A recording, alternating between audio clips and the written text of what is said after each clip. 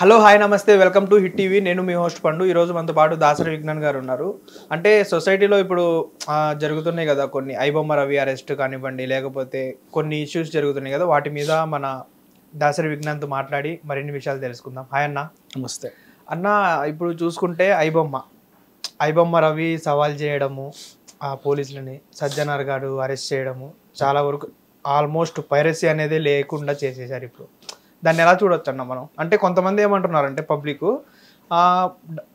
ఇష్టం వచ్చినట్టు టికెట్ రేట్లు పెంచడం వల్లే ఇలాంటివి వస్తున్నాయి, అలాంటప్పుడు పేదవాళ్ళకి ఇది మంచి, లేని వాళ్ళకి చెడు అన్నట్టు మాట్లాడుతున్నారు. దాని మీద మీ అభిప్రాయం? బంగారం రేట్లు విపరీతంగా పెరిగిపోతున్నాయి. అవునా? అవును. లక్ష లేని ఉంగరం రావట్లా. అవును, సీరియస్లీ. నిజం. మినిమం ఒక ఉంగరం మంచిగా చేయించుకుంటే 1,00,000. అప్పట్లో ఎప్పట్లో ఏమో ఉంగరాలు 15,000కి 10,000కే వచ్చేవి, ఇంత పెద్ద పెద్ద రాళ్లతో. బట్ ఇప్పుడు రావట్లా ఇంతవి కూడా, అది కూడా పలసంగా వస్తాయి. సో సామాన్యులకు అందుబాటులో బంగారం ధరలు లేవు. కానీ బంగారం కావాలి నీకు, ఏం చేస్తావు? దొంగతనం చేస్తావా? లేదు కదా. లేదుగా. సరే చిన్నగా వెళ్దాం. తిరుమల లడ్డు కావాలి నీకు, 50 రూపాయలే ఉండే ఒకప్పుడు, ఇప్పుడు 100 చేశారు ఫర్ ఎగ్జాంపుల్. నీ దగ్గర 50 ఉన్నాయి, ఏం చేస్తావు? లడ్డు దొంగతనం చేస్తావా? లేదు కదా. దెన్ సినిమా నీ దగ్గర 50 రూపాయలు ఉంటే నేల మీద కూర్చొని చూడు, 100 ఉంటే డ్రెస్ సర్కిల్లో చూడు, 150 ఉంటే బాల్కనీలో చూడు, ఓ 400 300 ఉంటే రీక్లైనర్లో చూడు, నీ ఇష్టం. ఆ 50 కూడా లేవంటే ఇంట్లో కూర్చొని చూడు, అంతేనా? ఇంట్లో కూర్చొని చూసినందుకే కదా ఐబొమ్మ ఉంది అనేసి. ఏది ఐబొమ్మను వదిలేసే, కాసేపు సినిమా గురించే మాట్లాడదాం. లేదు అంటే ఇంట్లో కూర్చొని చూడు, అంతేగా. నీ దగ్గర డబ్బులు లేవు, నువ్వు ఐబొమ్మలో చూస్తున్నావు సినిమా అంటే ఏంటి? థియేటర్లో ఉండే సినిమాని నువ్వు దొంగతనం చేసి చూస్తున్నావుగా, దొంగవేగా. ఇప్పుడు ఐబొమ్మ తరఫున మాట్లాడే వాళ్ళందరూ దొంగన కొడుకులేగా, దొంగలే. నీకు కావాల్సింది నీకు అందుబాటు ధరల్లో లేదు కాబట్టి ఏం చేస్తున్నావు? దొంగతనం చేసి చూస్తున్నావు, నీకు ఎక్కడ దొరుకుతుందో అక్కడ. మరి మీరందరూ దొంగలయ్యి ఉండి జై జై జై అని మాట్లాడతారేంటి రోడ్ల మీదకి వచ్చి? వాడు మాకు అందుబాటులోకి అది ఇచ్చాడు ఇది ఇచ్చాడు. ఏమి ఇచ్చాడు మీకు? ఏమి ఇచ్చాడు చెప్పు? మన గవర్నమెంట్ తరఫున రేషన్ ఇచ్చాడా, లేకపోతే బతుకమ్మ చీరలు పంచాడా? ఏమి ఇచ్చాడు? ఏమి ఇవ్వలా. ఒక ఎవరికో సంబంధించిన డేటాని ఆన్లైన్లో పెట్టాడు, మీరు అవన్నీ చూసి అమరపడుతున్నారు, ఫ్రీగా దొరికింది కదా అని చెప్పేసి. అంతే, దట్స్ ఆల్. నీకు అంతగా కావాలంటే. అండ్ మళ్ళీ నెట్ఫ్లిక్స్, అమెజాన్ ప్రైమ్, వీళ్ళందరూ పాపం ఎంతో కొంత అమౌంట్ ఇచ్చి కొనుక్కుంటారు, మనము అందులో చూడాలనుకుంటాం. వీడు దాన్ని డౌన్లోడ్ చేసి విత్ అదే రిజల్యూషన్తో నీకు ఇచ్చేస్తున్నాడు ఫ్రీగా. వీళ్ళకి గండి. నెక్స్ట్ టీవీ వాడు పాపం ఆ సినిమాని ఇంతకో కొనుక్కొని ఏ పండకో పబ్బాకో వేసుకొని ఓ 10 యాడ్లు తెచ్చుకుంటాడు. అవునా? నువ్వు దాన్ని కూడా చోరీ చేసావు. 10 మందికి సంబంధించి వాడు దొంగతనం చేసింది నీకు ఇచ్చాడు. నీకు బంగారం కావాలోయ్, నేను చైన్ స్నాచింగ్ చేసి నీకు ఇచ్చా, నువ్వు కూడా దొంగవేగా. అంతే కదా. మరి నేను సినిమా దొంగతనం చేసి నీకు ఇచ్చా, నువ్వు దొంగవే, నా తోడు దొంగవి నువ్వు. ఇప్పుడు ఐబొమ్మను ఆదరించే వాళ్ళందరూ కూడా వీడు దొంగ అయితే వీళ్ళంతా తోడు దొంగలు. ఇప్పుడు చెప్పు, వీళ్ళని మాట్లాడమని ఒక్కడిని మాట్లాడమను. సిగ్గనిపించట్లేదా ఒకడికి కూడా? మొబైల్లో చూస్తున్నా, అట్లా చూస్తున్నా, ఇట్లా చూస్తున్నా, మా కోసం మరి టికెట్ రేట్లు ఎందుకు పెంచావు అని అడుగుతున్నాడు. వాళ్ళు ఇష్టం అవి పెంచుకుంటారు. చిల్లర ఉంటే చూడు, లేకపోతే ఇంట్లో కూర్చో. అదేమన్నా సామాన్యులకు అందుబాటులో రావడానికి రైల్వే టికెట్లా, ఆర్టీసీ టికెట్లా? నీ దగ్గర ఉంటే చూడు, అంతే. నువ్వు సామాన్యులకు అందుబాటులో రావాలని బంగారం గురించి ఎందుకు మాట్లాడట్లా? మరి చెప్పి వెళ్ళి బంగారం షాపుల ముందు ధర్నాలు చేయండి. 15,000కే ఇవ్వాలి, 15,000కే ఇవ్వాలి, 10,000కే ఇవ్వాలి, లేదా రేషన్తో పాటు మనిషికి ఇంత ఇవ్వాలి చెప్పు నెలలకి. దెన్ మనకి అవసరం కదా, ఖచ్చితంగా కావాలిగా. ఎట్లా ఉన్నారంటే మనుషులు. అంటే అసలు ఐబొమ్మ రవి అనే వ్యక్తి అసలు పోలీసులకి సవాల్ విసిరి హైకోర్టును కూడా హ్యాక్ చేసేసి, అంత అవసరమా? అంటే ఎప్పటికైనా దొంగతనం చేసినోడు ఎప్పటికైనా దొరుకుతాడు కానీ దొరకను అనే లాంటి వాళ్ళు ఇట్లాంటి. ఫర్ ఎగ్జాంపుల్ ఇప్పుడు పంచ్ ప్రభాకర్ అనేవాడు ఒకడు ఉన్నాడు, వాడిని పట్టుకుందామని ఎంతమంది చూస్తున్నారు ఇక్కడ? పట్టుకోలేవు, బికాజ్ హీఈస్ అబ్రాడ్. బట్ నచ్చినట్టు మాట్లాడతాడు, రేవంత్ రెడ్డిని తిడతాడు, లోకేష్ని తిడతాడు, చంద్రబాబు నాయుడుని తిడతాడు, అందరు నిన్ను తిడతాడు, నన్ను తిడతాడు. వాళ్ళ ఇంట్లో వాళ్ళని తిడతాడు, ఆడోళ్ళని తిడతాడు, పిల్లల్ని తిడతాడు, గలీజ్గా తిడతాడు, వాళ్ళ బాడీ షేమింగ్ చేసి మరీ తిడతాడు, దరిద్రంగా తిడతాడు. పట్టుకుంటావా? రేపు పట్టుకోండిరా అంటాడు. సిబిఐ నా కొడుకులు నన్ను ఏం చేయలేడంటే సిబిఐని కూడా అంటాడు. వై అక్కడ ఉన్నసేపు యూ కాంట్ గో దేర్, వాడు ఇక్కడికి వస్తే you can do anything. So పాపం వీడి కర్మకాలి మరి ఎందుకు వచ్చాడో తెలియదు. యాక్చువల్గా కుకట్పల్లిలో ఒక డీసెంట్ ఫ్లాట్ ఉంది, వచ్చినప్పుడల్లా అక్కడ కాలు చాపుకొని కూర్చొని స్నానం చేసి పళ్ళు దొంగకొని వెళ్తాడు ఇక్కడ చిన్న చిన్న రాజకార్యాలు పెట్టుకోవడానికి. అమీర్పేట నుంచి ఒక డొమైన్ రిజిస్ట్రేషన్ చేయించుకున్నాడు కాబట్టి కొంచెం చిల్లర ఇటేమైనా పడితే అవి జమ చేసుకొని వెళ్ళడానికో లేకపోతే ఇంకేమైనా లావాదేవీలు మాట్లాడుకోవడానికో వెళ్ళేవాడు. ఇంతకు ముందు అంటావా బెట్టింగ్ యాప్స్ని ప్రోత్సహించిన అద్భుతమైన ప్రభుత్వం ఉంది కదా 10 ఏళ్ళు, అప్పుడు యాడ్లు కూడా వేసుకున్నారు ఎక్కడ పడితే అక్కడ. అట్లాంటి వాళ్ళు కూడా వీడి ఐబొమ్మలో పెడితే వీడు ఆ చిల్లర చెక్కులో గిక్కులో వసూలు చేసుకోవడానికి కూడా వచ్చి ఉంటాడు. వాళ్ళ ఆవిడ పిల్లల్ని అయితే చూడడానికి రాలేదు, ఎందుకంటే కరోనాకి ముందే అనుకుంటా వాళ్ళు విడిపోయారు మోస్ట్లీ. అటు ఇటుగా కరోనా టైంలో సమ్మన్ పిల్లోడు పుట్టిన తర్వాత ఒక ముస్లిం అమ్మాయిని ప్రేమించి పెళ్లి చేసుకున్నాడు. తర్వాత ఒక పాప, దే గాట్ డివర్స్డ్. ఎందుకు డివర్స్ అయ్యేవంటే దానికి వీడు స్టోరీ చెప్పాడు. అప్పట్లో 1,00,000 ఎంతో సంపాదించేవాడంట, కానీ అత్త మామలు ఇంకా ఎక్కువ కావాలి, నువ్వు ఎందుకు పనికిరావు, నువ్వు వేస్ట్, వాడిని చూడు వాడెంత, వీడిని చూడు వీడెంత సంపాదించు, నువ్వు ఇంత పెద్ద కంపెనీకి CEO అంటున్నావు. లేదండి ఉన్నాయన్నీ నాకు శాలరీస్కే పోతున్నాయి, రాబడి రావట్లా. కంపెనీ పెట్టినోడికి తెలుసు ప్రాబ్లమ్స్, వాళ్ళకి అట్లా కాదు. మేము చెప్పుకోవడానికి పెద్ద సాఫ్ట్వేర్ కంపెనీకి SEO CEO అని చెప్పుకుంటున్నాము, నువ్వేమో అసలు ఏమీ తేవట్లా నాకు అని చెప్పేసి వాళ్ళంటే అక్కడ కటిఫ్ చెప్పేశారు వాళ్ళకి. ఆ టైంలో వీడు ఏం చేశాడంటే ఏదో రకంగా సంపాదించాలని చెప్పి హ్యాకింగ్ వైపు వెళ్ళాడు. హ్యాకింగ్ వైపు డబ్బులు బాగా ఇన్నొచ్చేసరికి ఇదిగో అని చూపించేసి, అయినా మీకు ఎందుకు ఇవ్వాలి, లేనప్పుడు నన్ను అన్నన్ని మాటలు అన్నావు, ఉన్నప్పుడు నేను నీకు ఇచ్చి నేను ఎందుకు ఫూల్ అవ్వాలి, నో కటిఫ్ ఇవన్నీ నేనే ఉంచుకుంటా అనుకున్నాడు. సరే అంతవరకు ఓకే, ఐ యాక్సెప్ట్ దట్. నీ తండ్రి ఏం పాపం చేశాడు, నువ్వు పట్టుకుంటే నీ అకౌంట్లో 3 కోట్లు సీజ్ చేశాం పట్టుకున్నప్పుడే. అంటే లైక్ యువర్ పాకెట్ మనీ, నువ్వు పట్టుకున్నప్పుడు నీ పాకెట్ మనీ 3 కోట్లు, 3 CR పాకెట్ మనీ మెయింటైన్ చేస్తా, 3 పూటలు తినట్లా పెద్ద మనిషి.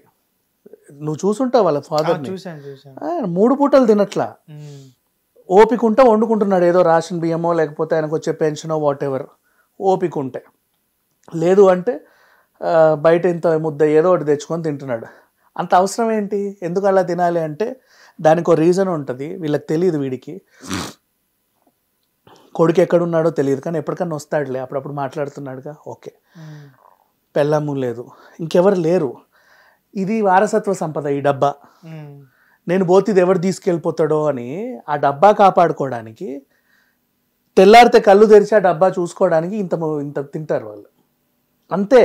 అంటే జస్ట్ ఆ డబ్బా కోసం బతుకుతారు. ఏదో రోజు ఇది ఎవరికన్నా చేతిలో పెట్టి పర్లేదు నా కొడుకు చేతిలో నా మనవడి చేతుల్లోనో ఉంది అనుకుంటే హ్యాపీగా చచ్చిపోతారు వాళ్ళు. అట్లాంటి స్థితిలో ఉన్నాడు ఆయన. ఎప్పుడో మానసికంగా చనిపోయాడు. జస్ట్ ఆ హౌస్ ఎంతో ఇంత ఉంటుంది వైజాగ్లో.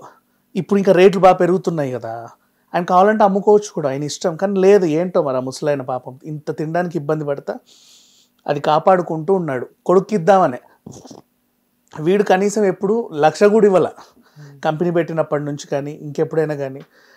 ఏంటో 2 ఏళ్ల క్రితం మాట్లాడాను, ఆయన కూడా తప్పు చేసిన శిక్షించమనే చెప్తున్నాడు. అండ్ వాళ్ళ తరఫున ఇంకా వైజాగ్లో కూడా కొన్ని ఆస్తులు అవి ఇవి ఉన్నాయి, ఇవన్నీ కూడా పోలీసులు సీజ్ చేస్తారని అనుకుంటున్నా. ఇంత చేసి వీడు ఇన్ని సినిమాలు 50,000 60,000 సినిమాలు హ్యాక్ చేసి వాటిని పబ్లిష్ చేసి వాడు సంపాదించింది ఎంత అంటే 20 కోట్లు. 20 కోట్లు. ఇక్కడ నష్టం 20 కోట్లు కూడా బెట్టింగ్ యాప్స్ మీద సంపాదించాడు. 20 కోట్లు సినిమాల పైన, 20% సినిమాల పైన, 80% బెట్టింగ్ యాప్స్ అట్లా. అండ్ ఆ 20 కోట్లకి ఇక్కడ నిర్మాతలుగా 3,500 కోట్లు నష్టం. అది అంటే ఒకరి దగ్గర డేటా చోరీ చేసి ఇంకొకరికి ఫ్రీగా చూపించేసాడు. ఇది వీడు చేసిన డ్యూటీ. ఇప్పుడు ఇతని మీద నువ్వు అరెస్ట్ చేసినా కూడా మనకున్న కోర్టులు చట్టాలు ప్రకారంగా, అది IPC అయినా BNS అయినా, హీ కెన్ కమ్అట్ ఈజీలీ. మంచి లాయర్ని పెట్టుకుంటే ఎందుకు చెప్పు, వాడు ఎవరి దగ్గర డబ్బులు తీసుకోవాలా బలవంతంగా, పెట్టుబడులను ఆకర్షించాలా, money monetary kind of thing ఏం చేయాల వాడు. సో వాడికి అది బెయిలబుల్ అఫెన్స్. కానీ వీళ్ళు ED ఎంటర్ అయింది ఇప్పుడు. ఇదేమైనా మనీ లాండరింగ్కి సంబంధించి ఏమన్నా ఉంటే, మనీ లాండరింగ్ PML యాక్ట్ ప్రకారంగా అయితే నీకు బెయిల్ లేకుండానే అసలు నీ నోటీస్ ఇవ్వకుండా కూడా నేను అరెస్ట్ చేయొచ్చు.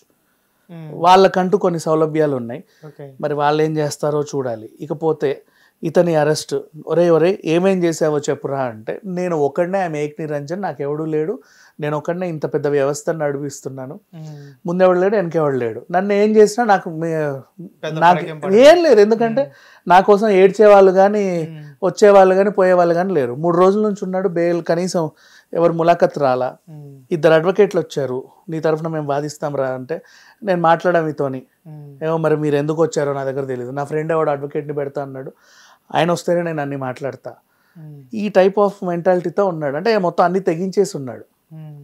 కానీ ఇతన్ని కనుక ఈసారి వదిలితే మళ్ళీ రాడు కదా, బొమ్మలకు మీద బొమ్మలు చూపిస్తాడు, ఐ బొమ్మలు లాంటి సైట్లు కనీసం 10 పెడతాడు వాడు. సో అతన్ని సక్రమంగా యూజ్ చేసుకుంటే, లైక్ ఇప్పుడు ఆన్లైన్లో మనకు స్పిన్ కొడితే వస్తాయి డబ్ల్యూ విన్ అని, అండ్ ఏదో అటు ఇటు జరిపితే ఆ గిఫ్ట్ ఇట్లేసి 10 లక్షలు ఇట్లు వస్తాయి, అది వస్తాయేమో అని చెప్పి నీకు నాకంటే తెలుసు కాబట్టి వీ విల్ నాట్ గో.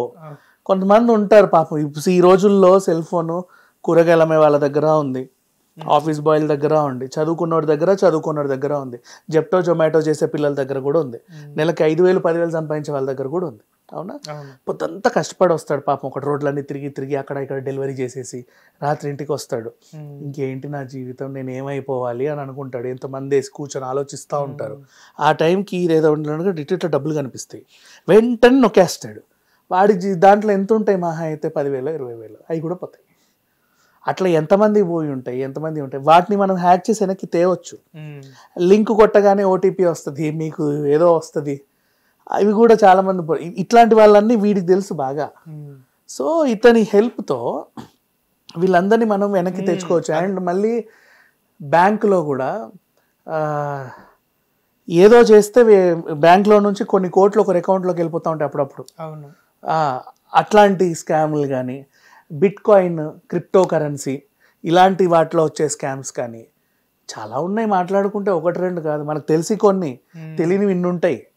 ఎప్పుడో కానీ బయటికి రావు. డిజిటల్ అరెస్ట్ చేస్తారు. మొన్న నాగార్జున గారు చెప్పినట్టు మా కుటుంబంలో ఒకరు డిజిటల్ అరెస్ట్ అయ్యారండి. ఇట్లాంటివన్నీ కూడా అంటే కనీసం వాడికి అంత నాలెడ్జ్ ఉందో లేదో మనకు తెలియదు, బట్ అంత నాలెడ్జ్ లేకుండానే ఇంచుమించు ఆ మాత్రం నాలెడ్జ్ అయితే ఉంది. ఆ రూట్ లో ఒక నాలెడ్జ్ ఉంది. అంత నాలెడ్జ్ లేనప్పుడు హైకోర్టుని ఎలా హ్యాక్ చేసేస్తాడు? అదేమా, ఆ రూట్ లో నాలెడ్జ్ ఉండడం వేరు, ఆ రూట్ లో పిహెచ్డి చేయడం వేరు. అంటే వీడు డిగ్రీ వరకే ఆ రూట్ లో ఉన్నాడా, పిహెచ్డి నాలెడ్జ్ ఉందా తెలియదు. ఇన్ కేస్ ఒకవేళ ఉండుంటే వీడు అడిగితే లేదనే అంటాడుగా. తెలిసినా కూడా ఓహో ఇట్లా చేయొచ్చా, మనం ఇంకా వీడికి కొన్నిసార్లు వీడికి తెలియకపోతే మనం నేర్పినట్టు అవుతుంది. అవును, కొత్త వీడికి పెట్టినప్పుడు మనం వదిలేసినప్పుడు ఆ టైప్ స్కాములు చేసుకుంటా ఉంటాడు. ఇప్పుడు ఆల్రెడీ సినిమా స్కాము, ఇది నువ్వు దాన్ని బ్యాన్ చేసి పడేసావు. ఒరే నీ తెలివిని ఉపయోగించి ఈ రూట్లు చెప్పు అని నువ్వు అడుగుతావు. ఓహో ఇన్ని రూట్స్ ఉన్నాయా అని వాడు తెలుసుకుంటే. అంటే ఇప్పుడు పోలీసులు అరెస్ట్ చేయడం కన్నా వాళ్ళ దగ్గరే పెట్టుకొని ఈ దొంగలందరినీ పట్టుకోవచ్చు కదా.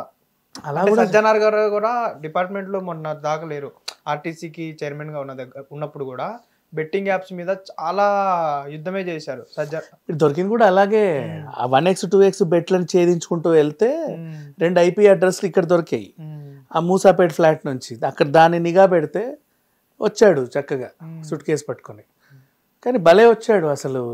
ఇక్కడ ఓ పక్క అరెస్ట్లు అవుతా ఇన్ని జరుగుతున్నా కూడా వాడు అంత ధైర్యంగా రావడం చాలా గ్రేట్. కొంతమంది ఏమంటున్నారంటే వాళ్ళ మిస్సెస్ పట్టించారు ఇతన్ని. మిస్సెస్ మాట వినేది లేదు. వీడు విడాకులు కావాలన్నా కూడా నీ చట్టం ప్రకారంగా వాడు భరణం ఇవ్వాలి. వాడు కరేబియన్ దీవులో ఉంటే నీకేమి ఇవ్వాల్సిన అవసరం లేదు. నిన్ను వదులుకున్నాడు పూర్తిగా.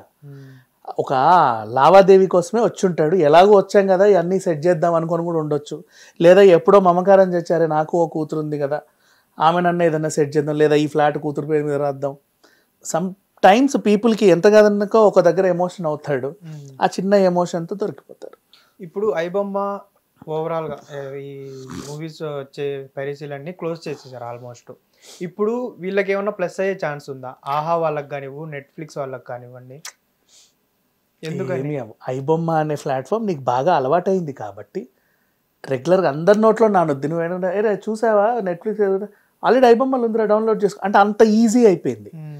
ఆ ఈజీ ప్లాట్ఫామ్ని నువ్వు తుంచగలిగావు. కానీ లాంటివి ఇంకొన్ని ఉంటాయి సబ్స్టిట్యూట్స్ ఏవేవేవేమో అవి తెలియదుగా చాలా మందికి. మూవీ రూల్స్ ఎవరు అది ఎవడో ఇది ఇంకా ఇంటర్నేషనల్ ప్లాట్ఫామ్ అది, దాన్ని ఎవడేం చేయలేడు అన్నట్టు ఉంది.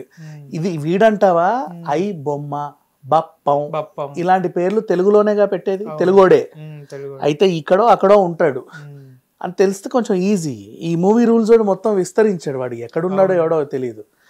అండ్ ఈ సైట్ని కూడా నువ్వు బ్లాక్ చేసామంటున్నావు కదా, ఐబొమ్మ ఓపెన్ చేస్తే మీ దేశంలో మా సర్వీసులు నిలిపివేస్తున్నాం, చింతిస్తున్నాం అని రాశాడు. పక్క దేశంలో ఉంటాయి కదా వీడి సర్వీసులు, మరి పూర్తిగా నియంత్రించలా. ఇంకా వాడు తెలివిగానే ఉన్నాడు, అది అర్థం అవుతానే ఉంది. అండ్ తనకి ఏం చెప్పట్లా, తెలిసినా కూడా ఏం చెప్పట్లా, దాచుకుంటున్నాడు. ఇక్కడ నుంచి బయటపడితే చాలు ఏదో రకంగా, తర్వాత అసలు ఇటు చూడాల్సిన అవసరం లేదు, నేను ఇంకా చక్రం తిప్పుతా అంటే వీడు ఎట్లాంటి వాడు అంటే నన్ను అట్లా చేస్తావు కదా, ఉండు నేనేంటో చూపిస్తా, ఆ type of mentality. So we can't do anything to him. Hit TV app, ఇందులో short news, live news, entertainment shows, movies, digital magazines తో పాటు మీ జిల్లా వార్తలను కూడా ఫ్రీగా చూడొచ్చు.